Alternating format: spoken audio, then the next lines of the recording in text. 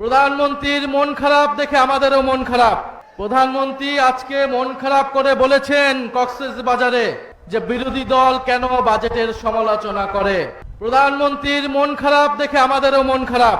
আমরা চেয়েছিলাম আপনার বাজেটের প্রশংসা করতে, কিন্তু আপনি দুর্নীতির রাস্তা বন্ধ করেন নাই, লুটপাটের রাস্তা বন্ধ করেন নাই, ব্যাংক দখল বন্ধ করেন নাই।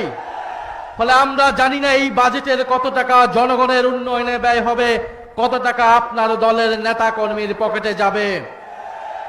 আপনি একটা বাজেট দিয়েছেন যার সাথে বাস্তবতার কোনো সম্পর্ক নাই। জনগণকে স্বপ্ন দেখাচ্ছেন, যেই স্বপ্ন পূরণ করতে আপনি চূড়ান্তভাবে ব্যর্থ হবেন। একটা বাজেট দিয়েছেন যেই বাজেটকে বাস্তবায়ন করতে হলে আপনাকে কয়েক লক্ষ কোটি টাকা ঋণ নিতে হবে বিভিন্ন দেশ থেকে। ফলে এই বাজেটের সমালোচনা, যৌক্তিক সমালোচনা বিরোধী দল হিসেবে আমাদেরকে করতেই হবে।